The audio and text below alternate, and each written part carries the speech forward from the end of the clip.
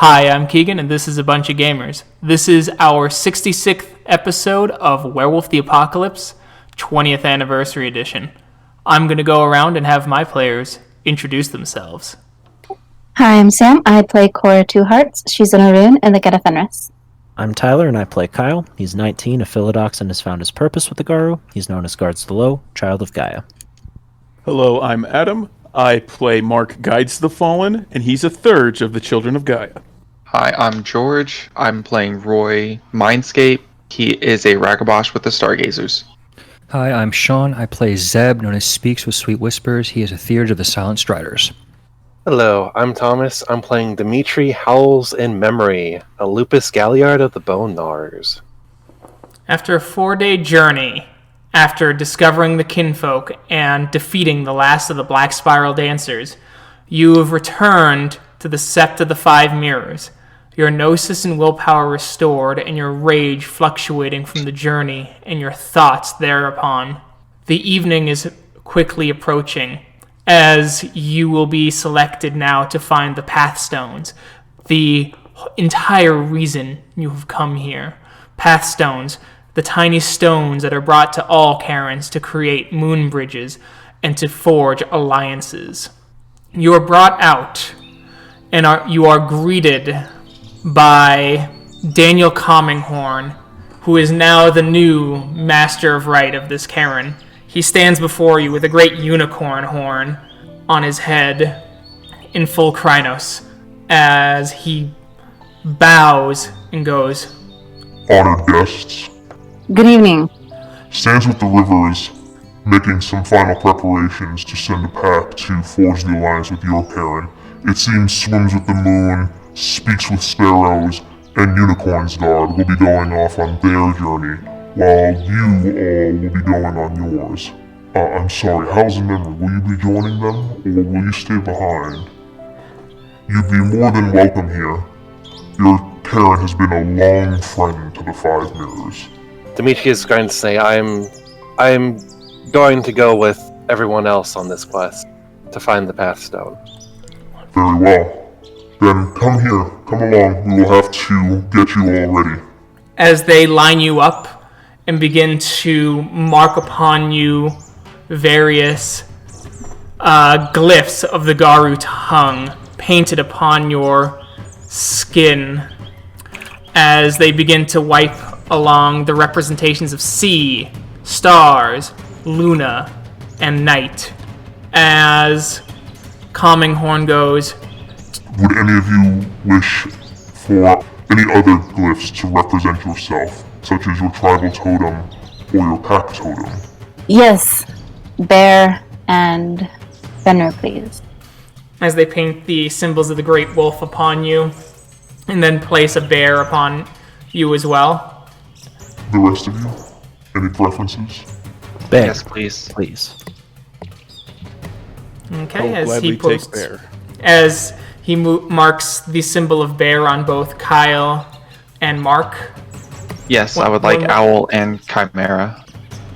as they do the symbol of owl and chimera upon you as well. That is a wise decision, friend. I too would like Owl and Chimera. As the marks are placed upon you, as they start moving along, I'll gladly take Marks of Unicorn, along with bear. as they start ritualistically painting the symbols upon you, as they bring in a bowl burning with incense and various drugs and placing them in front of you to take a deep breath in, Breathes deeply. as the world seems to move and you can almost see the shimmers of the gauntlet even here in the physical realm. As they start to move in to the Karen, you see the other pack also standing there with their various symbols drawn upon them. You'll all notice also that they have various symbols that are tied to them and important to them, but the most important one seems to be that they all have the symbol of unicorn drawn upon them, suggesting that they are all children of Gaia. Mark will look upon all the symbols for unicorn, and then he'll look amongst the different symbols for the different totems and he'll kind of swell up with pride in an attempt to try to calm his thoughts, in the unity and calmness in this, maybe he needs to calm himself. It is now that Ragnar, Songs of the Battlefield, steps forward. He takes in a deep breath and goes, "Brothers, sisters, we gather now to forge an alliance. Each side will go into the Umbra and follow the light of Aunt Luna," as he gestures up to the great crescent moon hanging above the cairn. "Go forth and be wary, for the moon paths are broken, but when Luna hangs in this form, visions are some of her greatest gifts. Remember this, and be open-minded to the possibilities of what she can bring and what you can learn. Use your strength to carry you through. Go forth and use her visions to find these pathstones. Follow her challenges." As he steps away, Calming Horn approaches each of you and goes, The Pathstone can usually be found in the ethereal realm, and it is possible to simply fly up there, but for a journey of Pathstones, it is said Luna provides the trails and the visions for those who wish to seek her blessing. The road will be dangerous, but trust in Luna, for she will provide. as they step back and present to you a great bowl of placid water, shimmering like a mirror, perfectly reflective, for you to step sideways and enter the Umbra. It is diff 4 here. And that's a straight gnosis roll? Yep. You Not a bad idea. pass through. The cairn seems different, vaster. The lake seems to be a great raging sea, and the island expands out into what seems like an infinite continent as you see the other pack pulled away as the great landmass expands out before you. There are shimmering bits of road, but none that fully connect to each other. They're patchwork, what always happens with the moon paths during the crescent moon. To follow them properly, you will need to make a perception occult roll. Difficulty 7, only one roll for the whole group. I have 3 occult. What's your perception, though? 3. So So six. 6. Yeah, I have the same you do, Adam. And I have 4 total. Okay, so... I'll roll it. All right. Nice. You start to move along, finding the paths and the trails, as you see almost human-like footprints in the form of moonlight that shimmers either between or on top of blades of grass. You travel deeper and deeper within the newly forged continent of the Umbralscape, moving through deep and dense forests, trees thick like mountains, reaching out to the heavens, their leaves shimmering as the crescent moon gives off enough light that it almost looks like a full moon even now, as they glimmer and glisten like silver, until you finally find yourself in a clearing. You see 4 beings crafted of pure shadow, with cloaks and robes of moonlight glimmering upon their shadowy figure.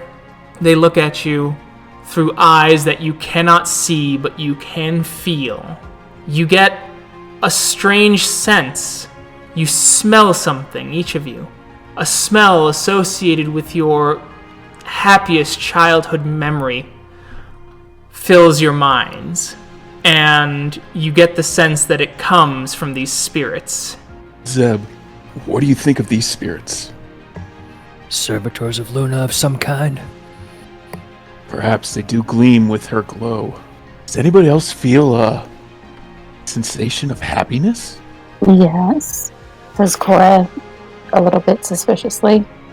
Or in suspicion, she's not being suspicious. They know we're here and they haven't attacked. Kyle will just bow in their direction, since he doesn't speak any of the spirit tongues. The spirits bow back, extending their arms a little bit before standing erect once more. Hail, Luna. They nod. It seems as these spirits don't communicate like other spirits do. As one moves its hand and you see the forest start to move away, revealing 2 additional paths as you stand at a juncture. The spirit moves its hand towards you, and you get this strange welling feeling as you get the sense that you just had amplified, that frustration of losing a Karen. It starts to fill you up, but it also is mixed with that smell of joy. The spirits then point to the 2 roads, and on one you see what appears to be a cage of naturally formed aspens as they wrap around each other in a mixture of horizontal and vertical patterns, and within it burns a great fire. The next one points, and you see a great, almost spherical stone of white marble, smooth to the touch, with 2 holes evenly spaced between each other, facing towards you. They point between them as you do notice kind of a stone tablet engraved with something. As they nod, and the spirit makes kind of a motion with its hand in front of its mouth as it throws its hand forward, and you get this sort of sense of certainty mixed with confusion about you, as if it's motioning for you to speak as well as walk based on what is on that plaque. Can Mark read the plaque? What's on it? Yep, you just have to approach it. Okay. Yeah, go take a look. As Mark is approaching, he wants to, as soon as he's able to tell what he can read, he wants to start reading it out loud. Okay. As you read aloud, I am the source of all emotion, but caged in a white prison. What am I? I'll turn back to Zeb, and I'll turn back to the group. We have a riddle. I think I might have an answer for the riddle. That seems like it'd be the heart. That's my thought exactly. White cage being the rib cage, and bone being the white. Is there any disagreement? Any other thoughts? If that is the answer, go ahead. Okay. And turn back to the plaque, and Guides the Fallen will say, I am the heart. You get a sense of something, a sense of admiration, but then you see that the spirits are then pointing to each of the paths that you must choose. The one with the fire, or the strange smooth stone with the holes that appear to be something you can look through. Body or mind path? Like, do we work on our body and, get burned and, get stronger from that? Or do we go down the other path and look into the holes and work on our mind and what's going on up there? Well, considering that this is a quest for a pathstone, this is a spirit journey too. My answer is more personal, but I feel like it might pertain to the rest of us. But the mind seems to be the pathway we should take. I feel drawn to the aspens on fire, but I'll go with what everybody else wants. To be fair, they're not on fire. They contain a fire. Oh, containing a fire. Okay, I misunderstood. I want to say, with the admiration from the spirits from saying aloud, I am the heart, and our symbolism that we have here, the way that it was described was we have our aspens that are caging this fire, and then we have a stone that we can look through. That is on the path, so you can look into the stone, but the path continues on. Oh, okay. So I say let's look in the stone. I don't think that will stop us from going towards the fire. Let's do it then. Alright, sounds good to me. Alrighty. As you go towards the stone and look into one of the holes, you see a great raging storm as flashes of lightning of various colors, of all kinds of colors, crash and bang as it seems to be contained within the great hollow marble. White cage, white prison, storm inside, source of all emotion. Guides the Fallen will approach the fire and just kind of inquisitively, slowly, staring into the fire. The fire dances and moves back and forth, shivering and changing. It seems to almost throb. Guides the Fallen's going to reach into the fire. As you reach in, what form are you in? Oh shoot, I never specified. Well crap. Let's make it a random then, I guess. Reach in as Lupus. That's what he's doing. Yep. Roll soak, please. Will do. Oh shit, dang it. You put your hand in as you take 3 points of aggravated damage as the fire sears through your hand. Alright, no, I'm sorry, that's not... you take 1 point of aggravated damage as the fire just engulfs your hand and burns you. But in that moment, I need you to roll willpower. You're able to keep control as you gain 1 point of rage and you are filled with every emotion that you've ever felt. Happiness, joy, doubt, anger, sadness, melancholy. It all just fills you at once as you desperately keep control of your mind as you step down and step away from it. Guides the Fallen is going to kind of thrash around and growl around like any kind of lupus form. And I guess it might just be gibberish because he's feeling everything he's ever felt. I think perhaps the path has been decided. Cora Two-Hearts has mentioned one path is possibly one of physical endurance, the other one of mind. We neither lack courage nor physical endurance. Perhaps a path of wisdom is one to follow now. And he will go to look to his injured comrade to ensure he is okay. Okay, you go to your injured comrade. He seems fine, just the aggravated damage because it's fire. Mark will compose himself as best as a doggy Mark can. You know. That's an insult. Or a loopy Mark can. I don't think that's any better. and just look up at Zeb and kind of really confused, but also kind of a warning look of like, yeah, that's dangerous. Once again, our kin have learned about fire. As one of the spirit's motions to you, Zeb, as you feel kind of this tingling, this sort of, this kind of feeling of, you know when you look at someone you know you've done better than them, whether in a decision or a personality defect. Yeah. One of those. Pride? You feel that throughout you as it points to the paths and then points to the word emotion and then re-underlines where do emotions come from and then points to the cage of fire and the stone of storms. You can try and make you can make an intelligence empathy roll to try and parse what you're feeling from this thing. And would the specialty creative logic apply in this case? Yes. So 4 successes.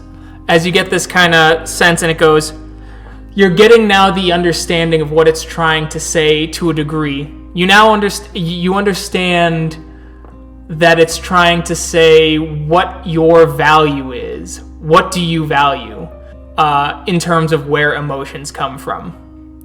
This is more than a riddle. It seems to be some sort of value judgment by everyone here.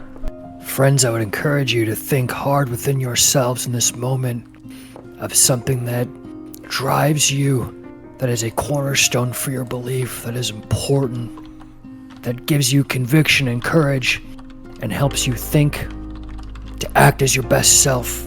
I think this is a part more than just a simple answer from one riddle. And I believe I would hypothesize that the mind is the genesis for almost all emotion. How they rule us is one where we make our judgment. Well, I actually agree with you. Is it not possible for your body to react to emotions before your mind can even process? I believe that is the nature of our people, friend Roy. So can the body not also be part of that? I believe that's part of the decision. I don't say I'm necessarily correct, but that is the discussion I think at hand. Is it the heart or is it the mind? As I've already stated, I agree. In that way, I suppose we pick a path, and then we see. To be honest, I don't think there is a wrong answer here. I'm inclined toward the storm only because it is a mystery to me, and fire and aspens I have seen, although certainly not like this. Pulled in by Zeb Speaks-in-Sweet-Whispers, Mark will make his way towards Zeb and kind of loop his sit at his feet. Then let us choose, each of us, which path we would prefer now, and walk down whichever one we all choose together. Metaphor or logic? Because the answer we gave was heart, correct? Correct. But that is metaphor. Logically, our emotions come from the brain. Still in a white prison, though perhaps the bars aren't as apt. The fire that is in Aspen Hearth is just is kind of somewhat caged emotion, but it still burns. Whereas our spherical marble here is literally contained emotion that one has to peer through to actually see, whereas the other is clearly evident. So, metaphor or logic, at this point, the answer would have to be metaphor. So the path would have to be the fire. All right, well, judgment call, guys. Who wants to go where? Like this whole time, I feel like Dimitri is being drawn towards the fire as far as the path goes. Being intimidated and burned by the fire path, Mark is going to take the logic path. Okay. All right, yeah, we'll keep it simple. I'm going for the big smooth rock and the eyes thing. Big smooth rock and eyes. Logic. Fire. Storm. I'm going fire. Oh, is that split us?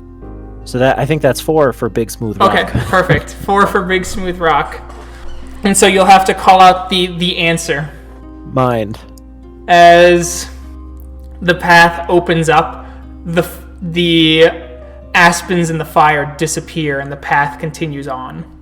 As you approach and you move forward, you see in front of you a great towering skyscraper. It towers above all the other buildings around you as the trees seem to twist and change into light posts, roads, and smaller buildings, no more than a story or two.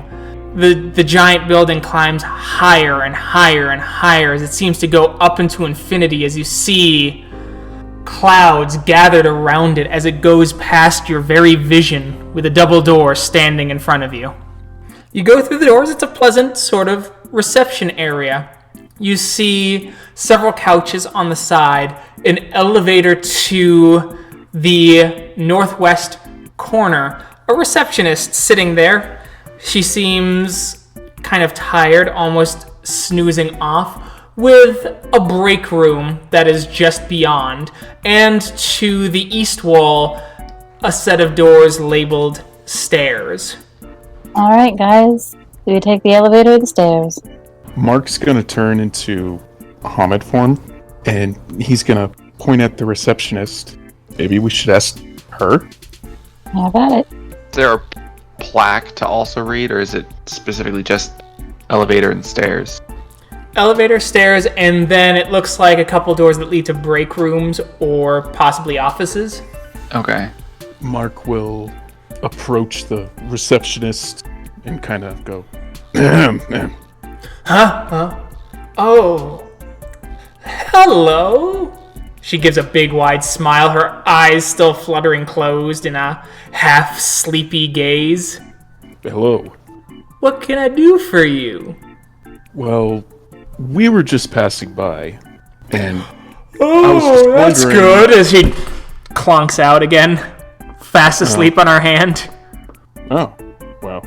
Oh, I think that's the best we'll get out of her. Huh? As she kind of looks around as you speak up again. Oh, hello. Oh, welcome. Excuse me, ma'am. Yes? You seem a little tired. Why don't you go to the break room? Oh, no, I have to make sure guests know there's only one per floor. Like, one what per floor? Is there like a guest book or something nearby? Like a sign-in book? There is. Is it important and would it move things along? As you open it up, and you notice that it is written entirely in binary. Oof. We'll just close the book. Well, I'm kind of stuck. I think the answer is elevator.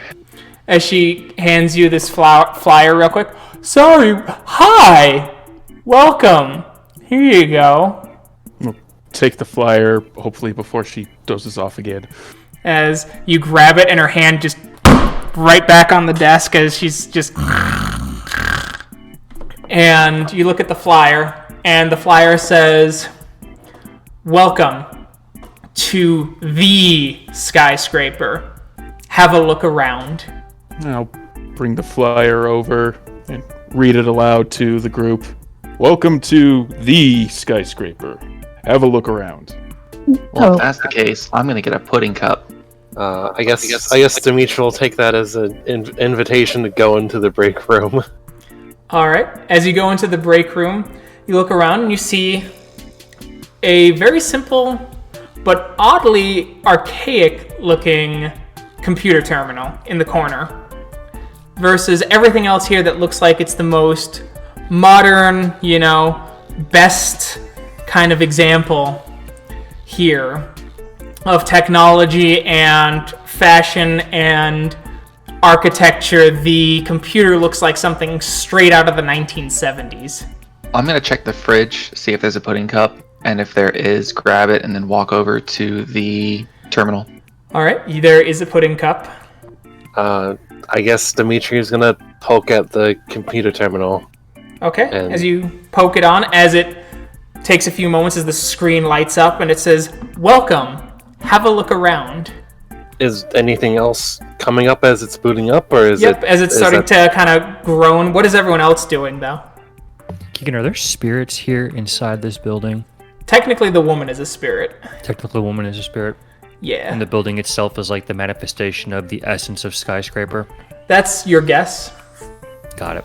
That is the perception that I will go with, or the point of view that Zeb will apply then in this case. I guess Cora will be in the break room too, just looking around, waiting for the computer to boot up. As the screen kind of boots up, you see three sort of images. One is of a little, gnome with a hammer hitting at a shoe. The other is the head of a steer as it seems to blow out smoke and steam from its nose.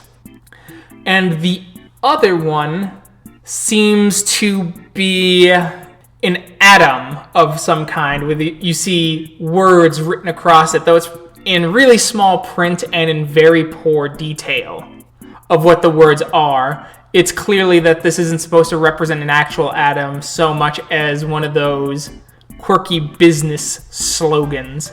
Are we able to click on any of these images? Yep, on the screen? screen is a touch screen. Oh, okay. Well, Dimitri, go ahead, click something. Okay. Dimitri is gonna tap on the gnome. As you tap on the gnome, all of you feel strange before all of you seem to be clustered together only a few inches apart as you all fall on your asses in a small, tightly kept up sort of meeting room. You see several posters around, several of them being with sharp-dressed men with dress for success as they're in well-tailored suits. You see only the best leather. You see the gnome clobbering at the shoe, and you see various other things as you see Not just the best rubber, the best engineered rubber. Run for success. Things like that everywhere. This feels very weaverish. You hear people talking on the other side of the room, of the door, moving back and forth, getting closer and further away at various intervals. How dressed for success are we? You are in your regular dress for success. Oh shit. Are we still in the Umbra? You'll have to find a reflective surface to find out. Are there any suits in the room? You start looking around as you do find a cupboard with suits and very nice shoes. I will go ahead and shift into Hamid and change out of my clothes. Yeah, that's a pretty good idea. Yep, seems appropriate. Mark's just gonna point out the gnome in the shoe. Is no one else gonna point this out? I'm not gonna wear the shoe. I don't wear the fucking shoes. Well, it's a gnome beating a shoe, is it not? Yeah, Like, Well, you gotta make shoes. Mark will put on a suit if there's even one his size. Like, there dear is. They all seem well made to you. Lord. Zeb will stay dressed as he is. Okay. Feeling successful today, eh? Fair to Medlin. All right. What do you guys want to do? Can we peek out the door? You can. I will need a Dex Stealth difficulty 5, just so that you can open the door with no one noticing it creaking open. Alrighty. Because Cora's the one who suggested it. Cora? Yep, I'm typing it up now. Nice. As you creak the door open and you look around, you see several men and women in business suits talking as you hear one of them going, "We have to get the new Spartan line out there." Yeah. Running. The Tiger brand is gonna go too. We're always competing against Tiger. Whatever. We gotta go. We're innovating the sportswear right now. What about our menswear? No one cares about your menswear, Ricky. Quietly closes the door. I feel like we would be okay going out there dressed for success. She looks at Zeb. Then let's go. Mark is gonna make sure that he still has his clothes. Okay. Like, he's gonna fold them and, like, kind of carry them like book status. You know what I mean? Mm-hmm. Kind of make it look like, huh, just got here. You know, just got in the office, changed here. Huh. Kyle is boldly going to open the door and start walking as if he belongs here. All right. And As you boldly Mark- start walking, as people are talking and things like that, as you enter kind of the main office room, it's filled with cubicles, computers of people typing away furiously. As you also notice to your right an elevator and to your left stairs, as well as the hallway continuing on as you see once again a break room, and this time several offices clearly containing some bigwigs. As a woman steps up to you, Kyle, and goes, "Hey, I've never seen you before. You new?" That's right. Yep. "Hi, nice to meet you. I'm Kathleen. What department do you work with?" Sportswear. "Sportswear. Great. The boss is looking to work on some sportswear as well." "Oh, wow. Do we just hire a lot of new people?" As she looks back and sees the open break room as her eye kind of catches Zeb. What's That's up right. with him? Just doing orientation. That one there. What's up with him? Sanitation. Ted had a little bit of a trying night last night. Had to do some cleanup and the thing backed up. So just trying to work my way through. As you see her kind of stop for a moment and go, "Sanitation? Hang on, could you wait right here? Jerry, do you know anything about sanitation?" What do you guys want to do while she's walking away? I want to look at the elevator. Can I tell what floor we're on? It doesn't say what floor, but as soon as you press the button, the doors instantly open. Into the elevator. I think we Let's need to go. get in the elevator, yeah. You jump into the elevator, the doors close, you feel it going up and up and up and up as the doors open, and you're in that same, it opens up to that same little meeting room that you were just in. This is strange. Very strange. Maybe we should Elevator all- of Mindless productivity goes nowhere. I like it. Good one, Zeb. Well, it seems maybe we didn't do something. Maybe we weren't supposed to just go through. Remember what the... It did say, welcome to the skyscraper. Have a look around. So maybe we need to continue having a look around. She also did say that there's only one thing per floor.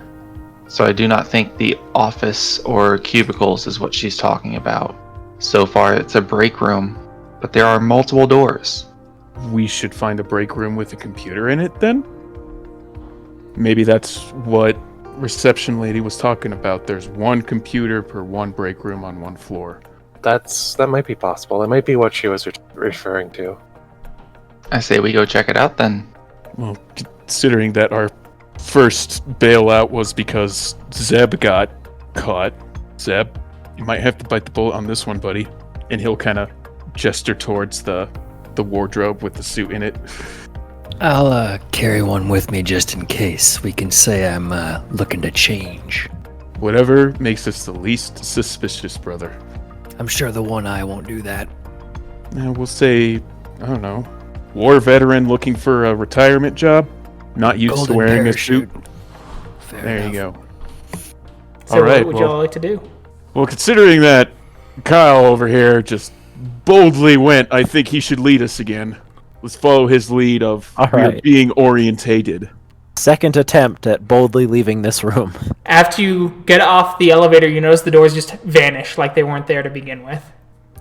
And Zeb, do you grab a suit? Yeah, I'll just carry one with me for right now, Keegan. Okay. Just to be clear, none of the posters changed, right? They're all exactly the same? They're all exactly the same. Okay, perfect. Then, yeah. Boldly leave. As you boldly leave people talking, as you see a woman go, "Hi, I haven't seen you around before." Oh, no, just new here. "Oh, great. What department are you working with?" Sportswear. "Oh, sportswear. Great. Hi, I'm Kat Lee. Nice to meet you." Pleasure to meet you, Kathleen. I'm Kyle. "Nice to meet you, Kyle." "Oh, wow. Did we just hire a lot of new folks?" As she starts to eye Zeb up and down. Just went through orientation. Yep. "Okay. What? You're not dressed for success." Oh, don't worry. He's a war veteran. He's kind of to himself, and he's not used to a suit. He said he'll put it on eventually, but he's just trying to get used to the new environment. You know. Eventually? "Hey, can I talk to you for a sec?" As she walks over to one of the cubes. "What do you like to do before she gets back?" Let's go into the break room. Zeb, put on the goddamn suit. I'll just put the jacket on over his regular clothes, Keegan, and the tie. Okay. Leave the cap on. "Oh, he's definitely dressed better. I guess I just was thinking wrong. Oh, you found the break room. Awesome. Yeah, oh, did you guys get the tour yet?"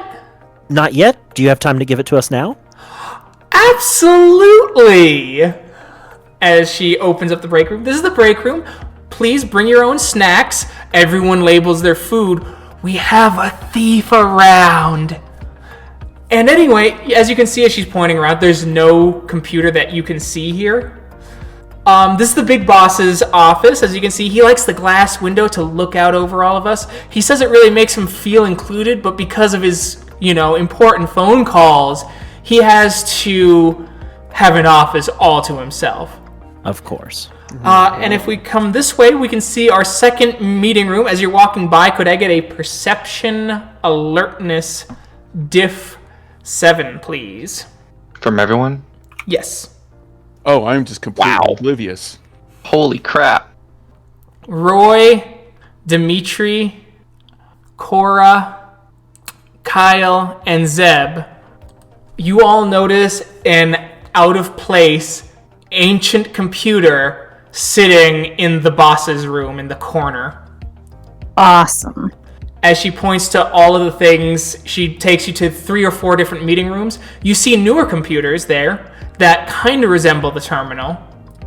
And then she goes, "Oh, and this is our last meeting room," as she takes you back to the room you were in.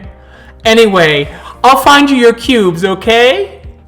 That'd be Thank you so great. much, Kathleen. Okay, now. All right, I'll meet you all in the break room. Get situated. Feel comfortable. We're like a family here. I can't wait to see ya. As she smiles and walks off. Is she? What a doll. Is she out of Earshot? Yes. Oh my god. I hope I stole her pudding cup. All this time I've spent trying to keep you away from the Weaver, Roy, and I'm the one that helped choose it. That's okay. If we're trying to get into the boss's office, from what I'm gathering, we need to take the mundane approach. So I think stairs would be the way to get there. Isn't the boss's office just like right Couldn't we just all switch to Krynos, mog the boss's office, and just click something really quick? You can. You sure can. I'm just putting it out there. I'm just saying you can. Murder hobo. I'm just saying you can, and there's no reason that I have this inflection in my voice. I expected that from Sam, not you. Keegan, is that a new fishing outfit? Oh, man. Oh, got him. Oh, there's one. Kyle is not planning on ruining his fancy suit. That's right. You ship to Krynos, the clothes rip because they're not dedicated. Yeah. Well, I do have an idea. Maybe if we steal all the food out of the fridge, so Kathleen will take us to the boss. No, she just take us to HR. Oh, darn. What? Was the boss in his office? Yeah, he was in his office. But Are there stacks of papers in the room here? Yes. I'm going to grab a stack of them. Okay. And then I have an idea, guys. To get to see the boss. You want to share with the class? That's what I'm going to do. Are you gonna Cora. pull a fire alarm? No. We're accountants, and we found a discrepancy in this stack of paper, and that's why we need to talk to the boss. So if anybody questions us... I thought we were in sportswear. Yeah. You were in sportswear. Didn't Kathleen say that the boss was looking for someone in sportswear? I didn't quite pick that part up, but she they did have say accountants in sportswear too. Do they? Well, I would assume so. The sales have to report to somebody. Kyle doesn't know enough about companies to know if that's right or not. He's never worked at a company or had a job, so... Based on Roy's experience, it's all like everyone does a little bit of everything. But that's also, peddling drugs, so... Roy, you feel a hand lightly press on your shoulder. I'm afraid to look. It's just Kathleen there. She almost seemed to manifest with a big smile. Hi, y'all. You're almost like a forest. All of you so tall, just hanging around. I've got your cubicles ready. All right, Kathleen, why don't you show us them then? All right, here you go. You've got all this. You've got a great total of 8 inches of prime real estate to put up any comics. Make sure they're business approved and business appropriate. Am I right, you animal? As she nudges you just a little bit. Anyway, here are your computers. Just look around, okay? Okay. All right. Get your reports ready and look around and make sure that you get nice and productive. Remember, you're dressed for success and we expect nothing but the best. All right, Keegan. I've been trying to hold back for so long. Oh, God. As you all sit at your terminals, you see several things. You see icons for reports, icons for design or principal workshop, items for competition reports, items for the latest running stars, icons in male fashion, and another icon that says floors. Let's look at the floors icon. When you Same. click on the floors icon, it says out of order, C1 terminal. Mark's gonna think to himself, no one gives a fuck about men's fashion. What is this? I was going to write up his report. All right. Kyle, could I get an intelligence bureaucracy roll? If you do not have bureaucracy, it is difficulty 9. Oh shit. Oh fuck, where's bureaucracy? It is a skill werewolves rarely... It is a skill so rare for werewolves to have, it is from a different book. Oh Jesus. Shit. Oh, okay. Well, you sure are coming for me. All right then. I'll do my best. Or academics. Oh, or academics. Oh, I don't have that either. Never mind. So close. Hey, I didn't botch. Is academics the same difficulty, Keegan, or is it? It is 9. It is diff 8 for bureaucracy. It is diff 7. Wait, so we have to type a report? What? Well, that's what he's doing. He's trying to use the report to go visit the boss. Oh, okay. Kathleen said we had to also. Like, don't forget your report, she said. Can I just print my report Sure. and then go grab it and then talk to somebody within the next cubicle or two and just have them look it over for me? Like, Sure. But first, we'll have Sean roll his. Excuse me. Nice. So, Sean, you do a good job of filling out a report. Yeah. So, Oh Mark, god, that's too funny. Okay, cool. what are you doing? I want to try to fill out a report. So I have academics and intelligence. Well, I'd certainly hope you have intelligence. Yes. So let's see. Because I don't have bureaucracy, it's difficulty 9. It's 8 because you're using academics. Okay. Oh my God. You didn't You know what? botch. I'm gonna roll with it. All right. You didn't botch. You just failed. Yeah. Having never written a report like this before in his 15 years. And Dimitri, what are you doing? I imagine Dimitri being very restless inside of this cubicle. It feels like a cage. Okay. But he's Speaking that, then please roll rage difficulty 7, please. okay, and that's the rage that I have right now. It's temp or permanent, whichever is higher. Okay, so that's gonna be temp. All right, so here we go. You need to spend a point of willpower if you don't want a frenzy. Okay, I am gonna spend a point of willpower. As you're getting really out of control, as you're just hitting at your computer, as you're almost shifting into Glabro, as all of you hear kind of a slight tear of fabric before Dimitri kind of settles himself back down. Oof. Like Dimitri tries to fill out this report, but he ends up breaking his keyboard in half. And Cora, what are you doing during all of this? I'm gonna sift through the files on my computer. Okay.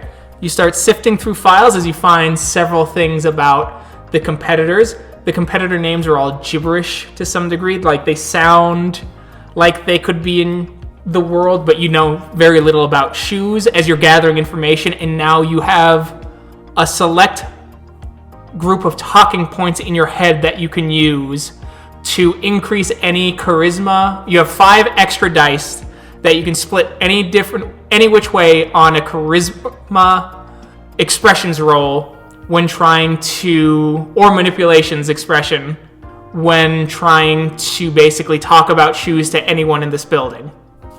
And you use them up. So if you used 3, then you'd have 2 left on a future roll. Does that make sense?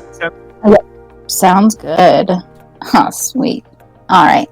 I guess I'm gonna try and roll to do my report. Mediocre. Nice. It's still okay. Awesome. So, who else has done the report?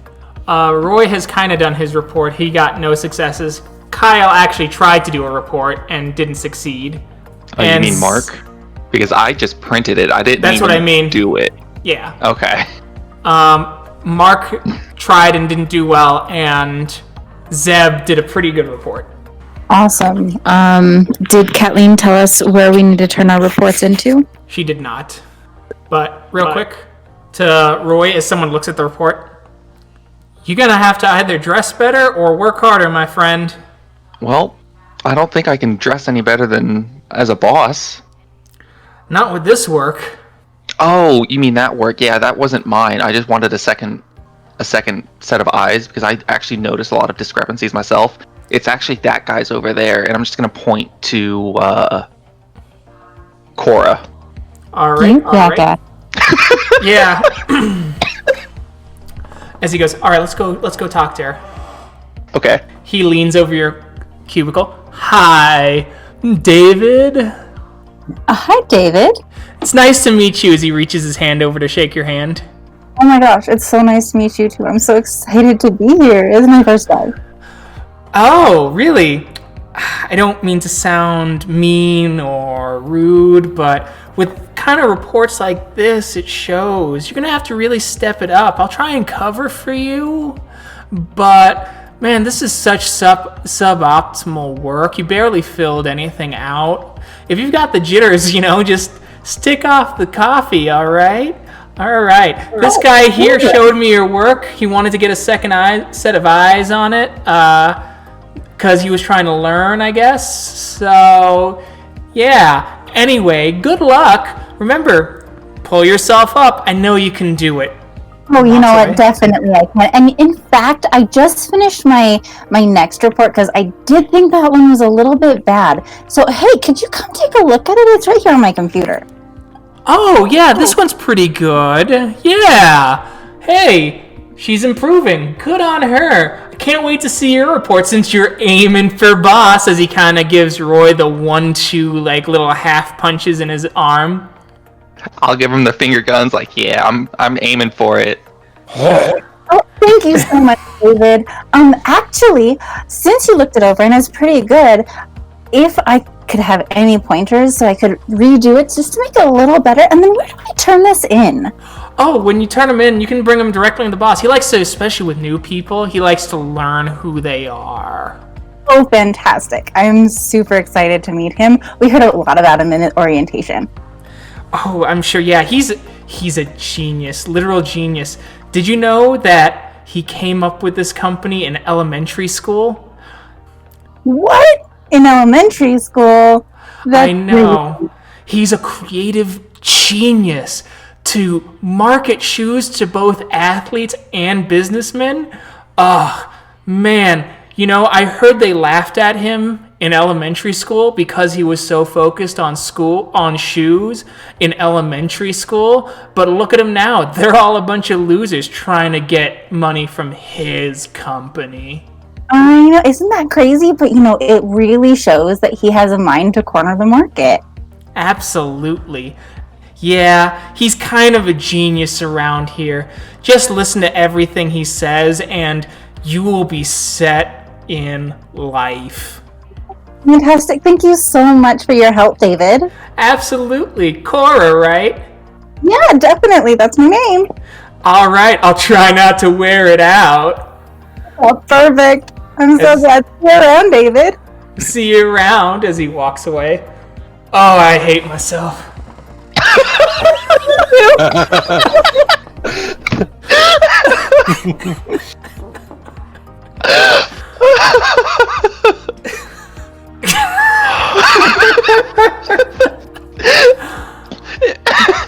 Imagine if this was actually done in person. Oh, welcome to customer service, Sam. Oh god, that's terrible. That's what I was like. This isn't Cora. Okay, so now that you have that information, Cora, what are you going to do with it? I am going to, just spruce up my paper a little bit, and then I'm going to glare at Roy a little bit, and then I'm going to go hand my paper into the boss. As Don't you forget go over, who helped you. He has kind of like a half smile as he motions you to come in. Hi, sir. I just finished my first report, and I was told that I have to turn it into you. That is correct. Let me take a look at it. As he grabs it, kind of half mouth breathing. Yeah, this is pretty acceptable for a newcomer. Some valuable insight for sure.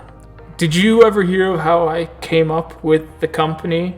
I just heard a little rumor about it, but I would love to hear it straight from your mouth.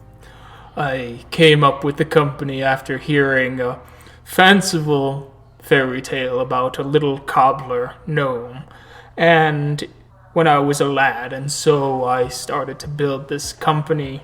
Ambition at a young age always pays off. Please have a seat. Oh, yes, sir.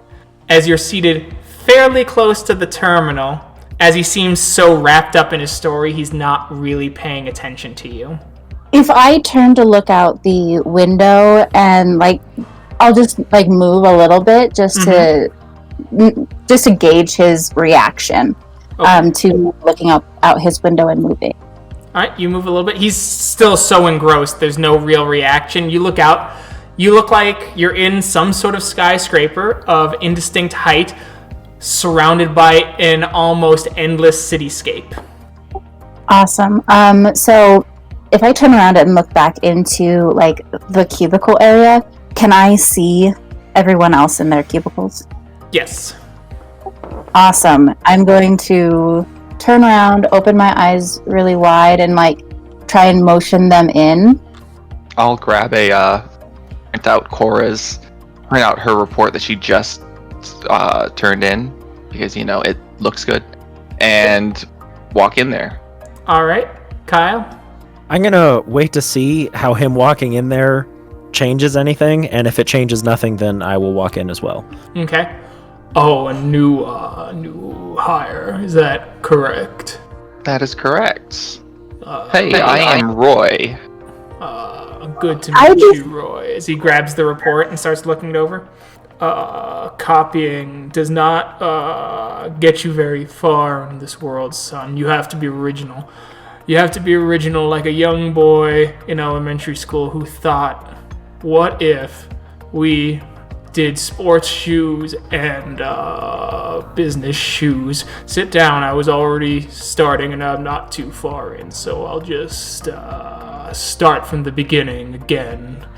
Anyway, when I was a young boy, my mother read me a story about a gnome cobbler, and that's what gave me the seed of the idea. All right, Kyle, you see Roy sitting in the office. Oh yeah, I'm coming in now with my garbage report, and I imagine I don't know it's garbage. It's true. As he goes, another new hire. One of many. Oh, good. As he grabs the report and starts looking it over. You're gonna have to work harder, son. Otherwise, we won't have any time to keep you. We are a high-performing team here. People like to think of us as a family, but really we're a team because you don't fire siblings. You understand, right? This is your first strike. Of course. And thank you for being so candid with me. I promise to do better in the future. I look forward to your future success. All right, as you're all in there, the terminal is just gleaming, seeming to wait for you. As he gets, once again, starting his story from the top, as there is a new person in here. Does everyone else just come in, turn in the paper, and we go over the same thing until everyone else is in here? Does it matter? Since I don't think all of you were in the break room when Dimitri pressed the button. Oh, we weren't? Okay, No. then I guess. You just wanted to subject everyone to this story, apparently. Oh, yes. Because Dimitri you're doesn't even- bitter. Also, I Dimitri have nothing in computer, so. Dimitri doesn't even have a report. He tore up his suit. It's true. Keegan, can I tell what type of spirit he is from looking from the outside without going in? Looking, it's hard to tell. There's a specific category of spirit like this that tend to have more stats like things from the physical world rather than relying on their pure willpower or things like that, because they don't necessarily know or think of themselves as spirits. They're not ephemera, but they are more like jagglings or gafflings of a different stripe, of a different kind of spiritual makeup. Sure. Okay. I mean, I think Sean knows, but what Zeb would think. Okay, cool. Yeah, I guess I'll go in with my report since we're all just going to cram in here to give them time to get to the computer terminal. As he takes your report, he goes, "This is very good, son. You remind me of a young elementary school student. Let me tell you a story." As he starts his story again from Kyle's the top. going for the computer. Just hit the first button he can that's not gnome with shoes. Wait, where's Mark? No. Where's Mark? He's nowhere. He's still If doing you his get left report. behind, it's on you. All right, there Mark are will 3 see Kyle buttons. going for the computer, and Mark will, oh shit! As you go for the computer, the screen lights up. You see a handbag at the top. You see a human face with smoke coming out of the nose, similar to Steer's, and you see the Atom again. Human face. You click on the human face, and you all vanish as you all land in what feels like a small meeting room, though it's noisy outside. You hear gears turning, and instead of a carpet, it feels almost like earth and grass, but not quite. It doesn't look like it. It looks like a mix of carpet and grass. As you look around and you see several posters, as you see a giant minotaur holding up what looks like a plate with a human head on it going, "Best meat in town." You see another one with these giant, almost what appear to be Krynos on a chain with guard dogs. "We've taught them to talk, now they keep the product in line." And then you see another one going, "Fastest, most efficient farm in the Midwest." Krynos form. Woo. Mark's gonna put his clothes back on. Yeah, Cora didn't specify that. So Cora's in Krynos holding a bunch of her clothes in her arms, and the suit just tore asunder. That's fine. Now Mark's gonna turn into Krynos. And Kyle? Change and transform. Okay. Roy? Do the same. Okay. And Zeb? I'll stay in Hamid, and I'll just take off the suit jacket. All right. There is a oversized door with a knob big enough for a Krynos hand to turn and open. I'm going to go ahead and just open it. All right. You open it as you see these oxen men who tower over even your Krynos forms. They're well over 12 feet tall.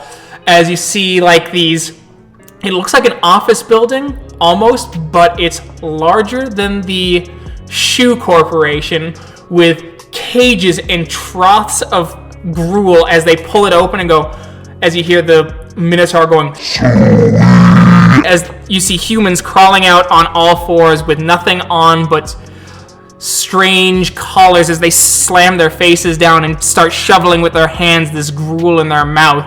As you see the turning hooks of humans hanging from it getting processed into meat products with what appear to be Krynos hanging around guarding the product and sometimes even picking up humans and putting them on the hooks. And ship to Krynos. What? No one said the Umbra was straightforward, Roy. So far, the Umbra has proven itself to just be an amalgamation of every metal album cover out there. Yeah, time to change and go into Krynos. For sure. Good idea. I'm. Oh my god. Okay. So we know what we're looking for. We're looking for an old-ass looking terminal. As you hear kind of these big steps of the... Well, hey there, little puppies. As he puts his hand on Kyle's head and scruffs up the top of his head. And who do you belong to? Uh-oh. I Elba him. You. Me? I don't remember getting some new dogs, but must have been a gift for me. Here you go. As he throws you a human leg. Just clean off the press, just like you boys like it. I want to see you have the first bite. Yes, I do. Kyle's just gonna stare at the leg. Even in the Umbra, he does not want to break that particular litany again. Come on, boy. I know you're hungry. Breezy picks it up and starts waving it in front of your face. Come on, boy. Is he just a giant Krynos? He's a giant oxen man who is towering over you at about like 15 feet tall. Oh wow, he's 5 feet taller than me in Krynos form. There's other ones who are even taller who are like 20 feet tall. Kyle's just gonna turn around and start sprinting towards a direction that might have a computer in it. Alright, I need a strength roll, please. Sure. No! As he kind of grabs a hold of you. He gets a slight hold of you, slips away, and goes, Hey, Bad Dog, rest of you, you go get him. You go get him now. I'll give chase. We'll pretend. I'll go get him. Yeah, sure. Yeah. I'll be like right behind him, unable to like catch him though.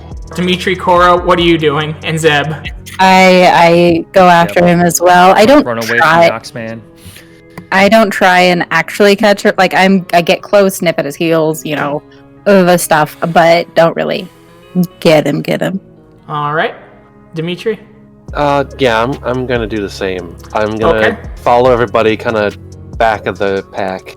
Alright, as you start chasing, as you see the other, what appear to be Krynos turn as their tails start going back and forth, is going, Bad Dog! Bad Dog! as you see one of the Oxmen, We got a bit of an excited one here. here as he runs up to try and tackle Kyle. Kyle, Dex Athletics. As he tries to tackle Kyle and he misses, Get that dog! Get him! as you see the whole place starting to get on alert. Kyle, you need to do a perception alertness roll, diff 8, given all the horrible things that are happening around you. That makes sense. Damn it. You think you see a terminal as you run up, as it looks a little newer than the one that before. As you click the button that says out of order, you don't get no dodge. As one of the big guys just boom picks you up and goes, Oh, Bad Dog! as he kind of starts to squeeze you. Bad Dog! I say we should all pile on the Minotaur. Right. Pile on, but not like attack, because that would put the whole place on alert and get all of us like quote in trouble. Kind of make it seem like we're going after Kyle, but like trip up the Minotaur so he falls and maybe lets him go. Okay, you can do a dex brawl. Only one person gets to do that. Diff 8 to make it stealthy.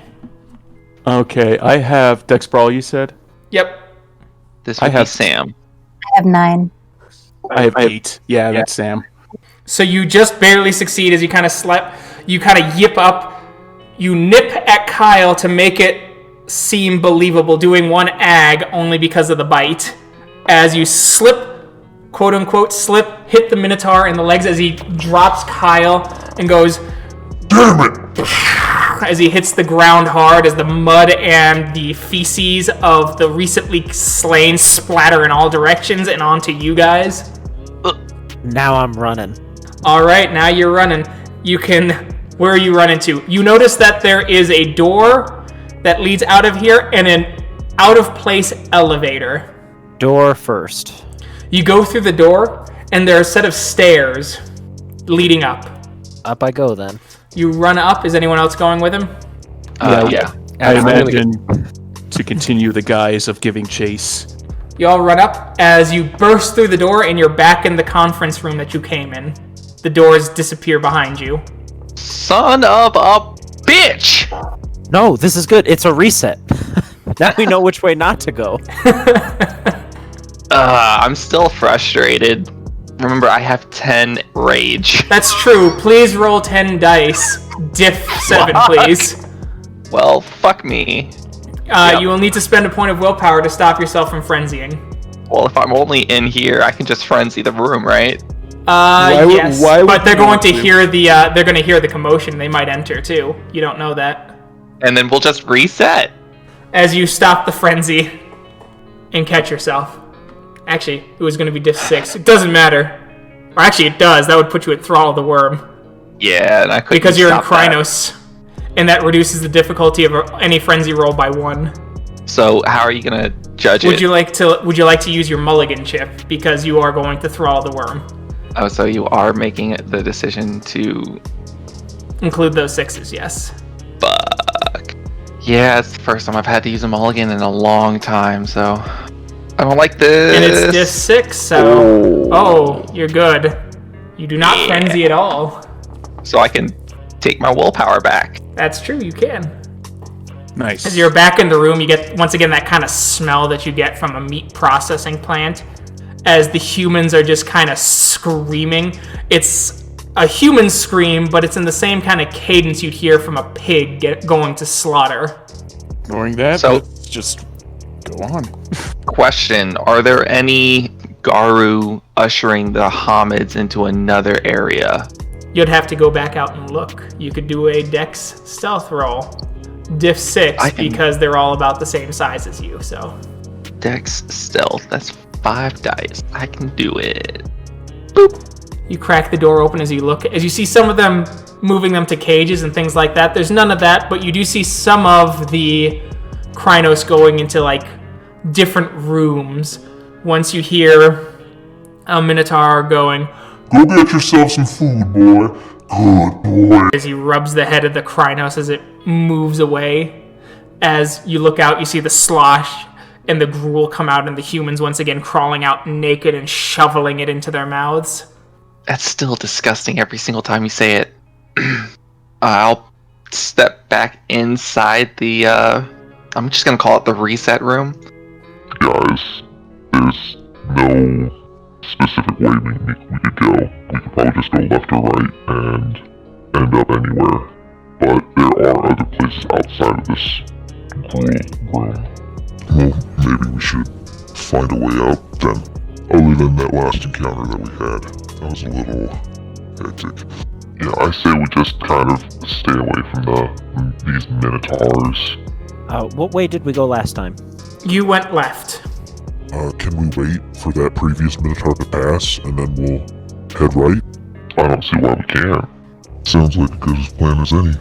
And so you wait, and you see the first Minotaur that met you all move on to where you can try and get by him now. Alright, how should we do this? Should we confidently go into the crowd? Or should we stealthily stick to the shadows and merge in? Well, if we go with the crowd, we can pretend everything on. Because I feel like if we try to sneak in, we might get in some kind of trouble. Maybe we should just walk out and hang a right. You know, that's my goal. Yeah, that's what I'm thinking too. Sounds like a plan. Yep. As you guys hang a right and you start going, you get a little further as another Minotaur comes up and goes, New dogs, huh? Sit! as he blows a whistle and looks at you expectingly. I'll sit. That's easy enough. Yeah. As you all sit down, as you feel the grime of the kills that drips down from the conveyor belts gently caress your legs and backside. What about the rest of you? Cora Dimitri's gonna will- sit. Cora will have that, huff that dogs sometimes get as she sits down. Yeah, Zeb will sit. Good.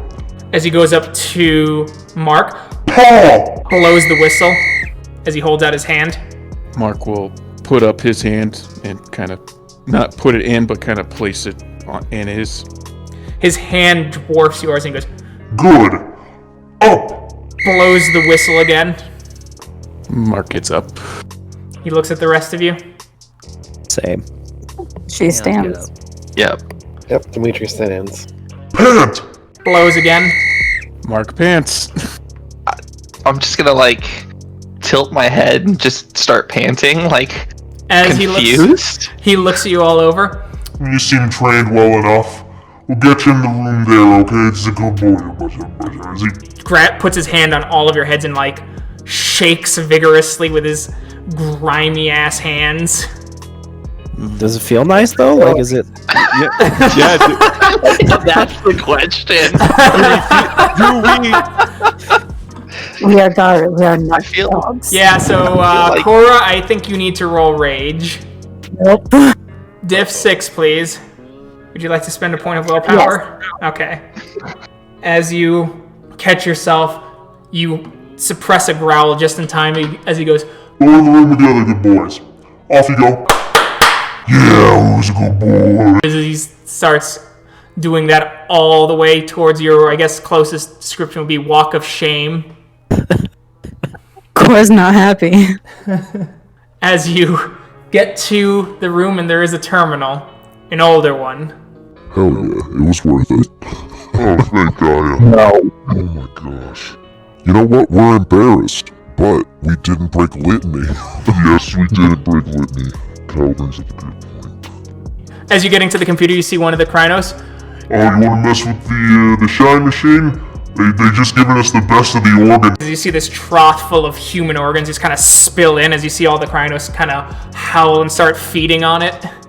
We want to see why they gave us the shiny machine. As the lights flicker on, there is the Atom again. There is a computer labeled Future, and there is what appears to be a car of some kind. The Atom keeps popping up, and it's a hook. I know it is. They're just different rooms. Huh? They're just different rooms, but your choice. What do you guys think? I'm intrigued by the car, but that's only because it kind of relates to Dimitri's skill set. Can Dimitri drive? He is a mechanic. But can he drive? Yes, he can drive. Holy shit, we have a guard who can drive. I'm down for car. Sure. I mean, I would say car. Yeah, we'll go with car. That's Mark's vote. All right, it sounds like you're going to go for the car then. As you press the button, you all find yourself in a room. You see this horrible poster with this spidery abomination pointing 3 arms, one forward and 3 arms back in kind of a almost finger gun fashion going, winners make sales. The next one shows a spider seeming to be made of electricity going, the future is now. We craft the future. The next one is, we serve everyone here. Cash in hand, no problem. Need a little blood? We can take that too.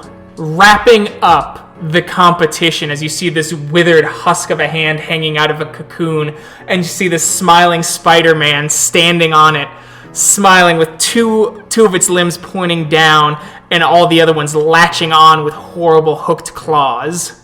This is scary. this is weird. Kyle's gonna switch to Hamid. We're gonna buy some cars Definitely. from some spider people. Yeah, Dimitri's gonna switch to Hamid too. With our blood? We just have to have cash. You got cash? Oh, we all have cash. Never mind. Well, Kyle and Cora have cash. I am broke bitch. Alright, Hamid form. Kyle. Cora, do you want to get dressed again before that? You did Yes. not put on your old clothes, so you shifted back to Hamid naked and then Put on your clothes. She's been naked so many times, honestly. I don't think it phases her much anymore. fair. Time is an illusion, and so are pants. Exactly. No pants is the best pants. And so you get to the door. You notice that there are 2 doors. One that is human-sized, one that's Krynos-sized, and one that seems to be double that size. I guess since we're all in Hamid, we go through the Hamid door. As you open up the Hamid door, you see several people, regular people, looking around. The building is huge and vast. You look out the windows and it is a skyscraper still, as you see the infinite cityscape down below, though you notice some clouds this time. And you see spider-like humanoids, or blends of them, these horrible, twisted abominations with 8 limbs, some of them with spider-like hair, but all of their skin being of human texture and consistency, with long, sort of mandibles that seem to move back and forth with jaws filled with razor-sharp teeth that are tipped like syringes full of venom. All of them having 8 eyes. Some of the eyes are spider eyes, or some of them have all spider eyes. Some of them have 8 human eyes looking in various directions. Some of them have tufts of human hair up top. Some of them have spider tufts up top. All of them wearing various different mishmashes of clothing to cover it. Some of them not wearing any clothes at all, while others wearing pants that seem to go around the legs and help partially cover the abdomen, some with shoes, some not. All of their main appendages with 3 hooked claws, as they seem to be what you can best guess smiling as they're tapping on cars and things like that. The other thing you notice is the varying size. Some are human sized, some are Krynos sized, and some are the size of 3, maybe 4 Krynos, as they seem to be in the higher offices, as there are additional stairs that lead to higher offices in this room that overlook it, so it seems to be part of the same pocket dimension. Are there like, we're outside, right? Or are we just like in this huge room with lots of windows? Lots of windows, lots of cars. Okie dokie. And like I said, there are stairs that lead to higher and bigger offices, but those bigger offices tend to have the super-sized spiders. Gotcha. I take out my money and give it all to Kyle, just in case we need to negotiate buying a car. I happily accept all of your money. I'm going to start looking around and making it look like I'm looking at cars, Okay. but also, just searching for a terminal. Okay. Can I get a perception empathy real quick? You notice one of the spider people looking around almost nervously as he seems to approach some of the people, takes a deep breath as they completely ignore him, and he drops his arm in complete dejection. Oh no. I have to help him.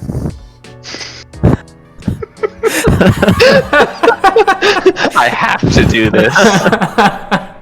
I'm gonna stroll on over to him and ask if he's with anyone. No! Are you... As he kind of gets this, light in his eyes, are you looking to buy, sir? Let's say for now that I am looking, and buying is a distinct possibility in the future.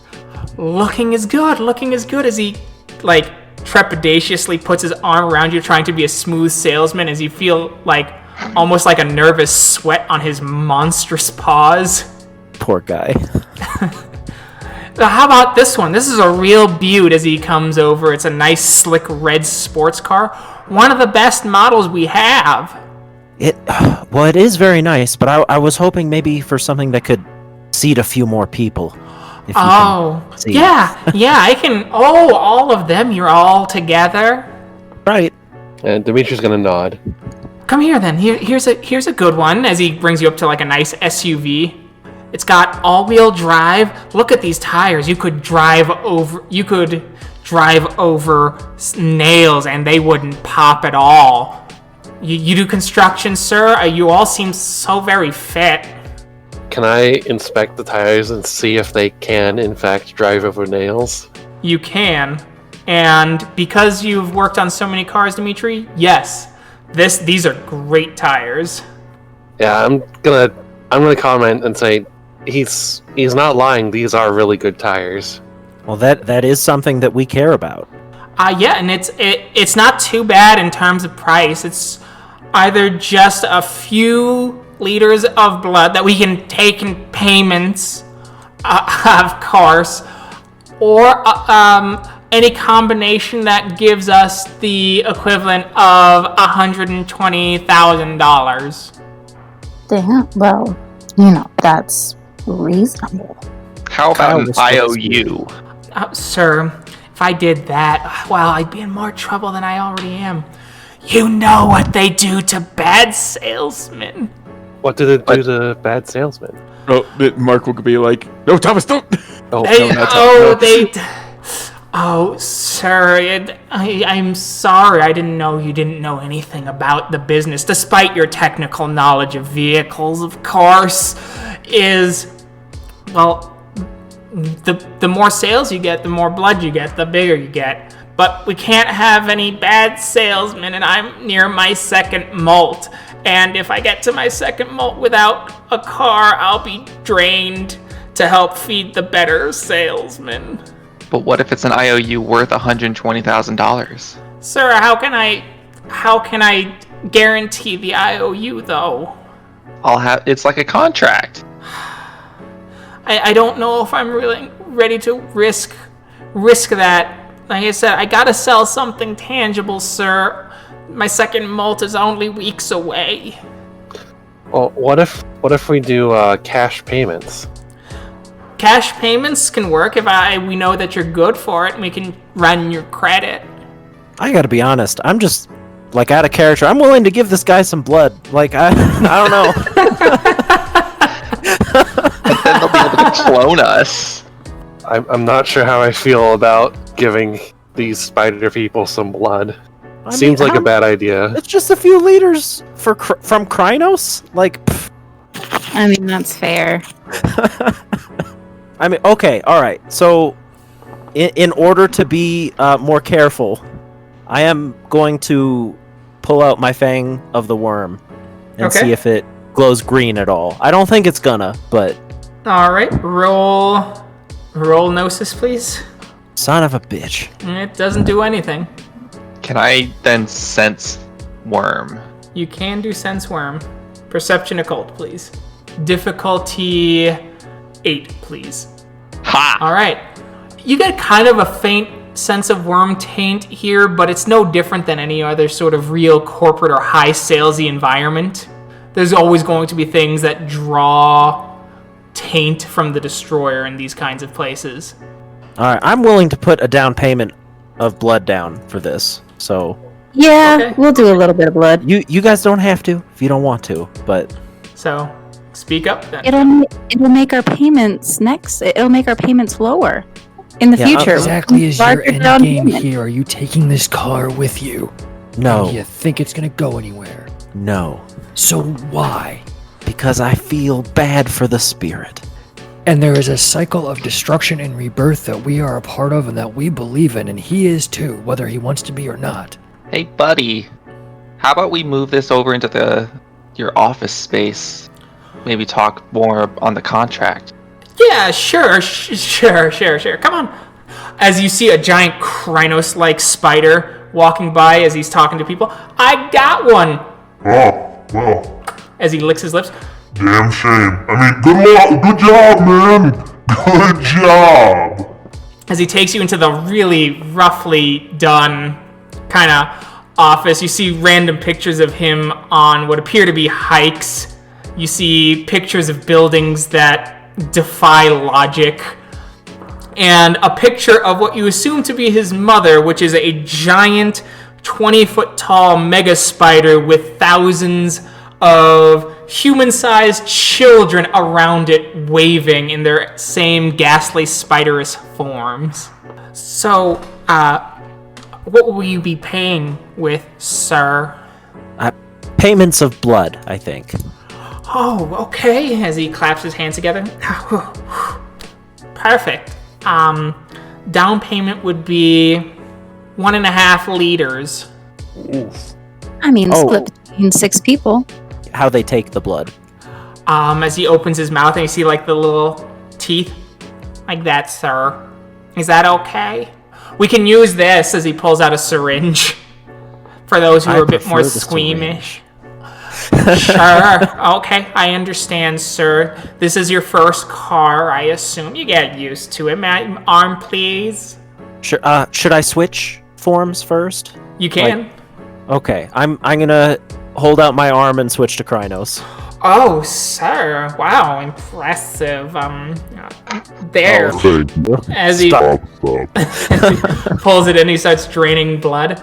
And we just need you to sign this, this, and right here, sir, as you start signing away. And then we'll take you up to the big boss's area for the finalization.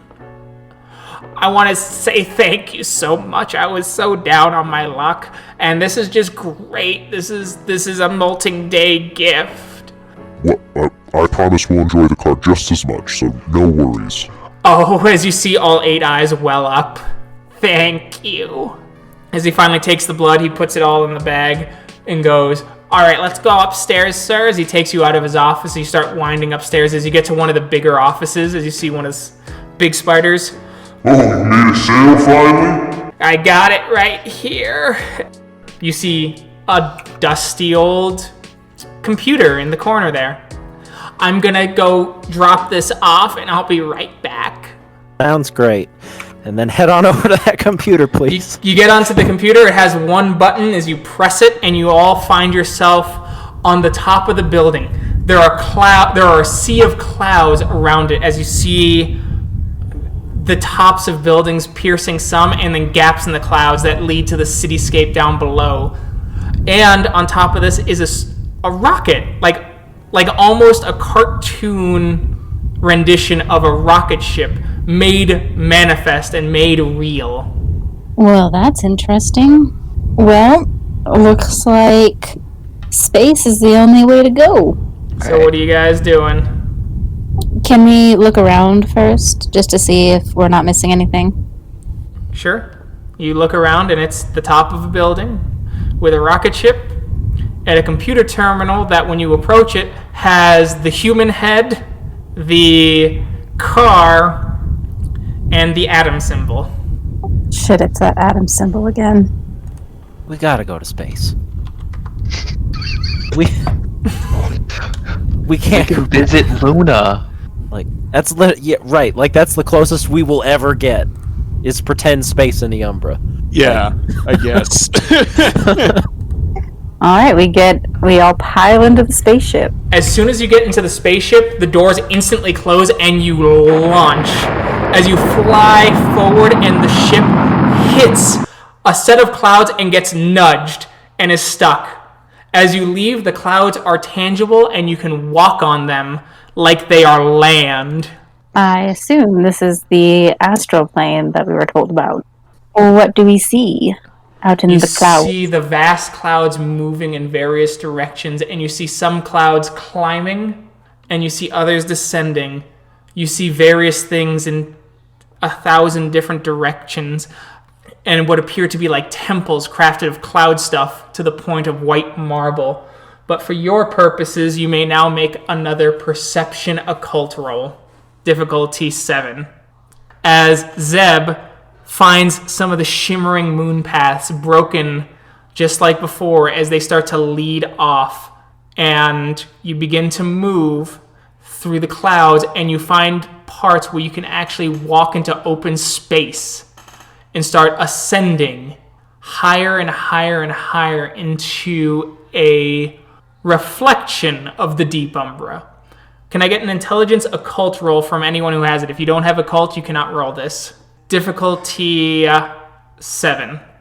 Roy, Zeb, the astral realm isn't quite the deep Umbra, though there are gateways that lead to the deep Umbra, the true umbral representation of space and higher concepts that are said to be incredibly dangerous to any umbral traveler, but one that has knowledge beyond belief if one comes to them with a specific quest in mind. But the moon path is not taking you that way. The moon path is taking you along the way into the astral realms, where you may be able to find the planetary incarnate, lesser spirits who are but a face of the celestials themselves, where you will not meet Luna, for she is too powerful to meet face to face without your mind and possibly your body burning out.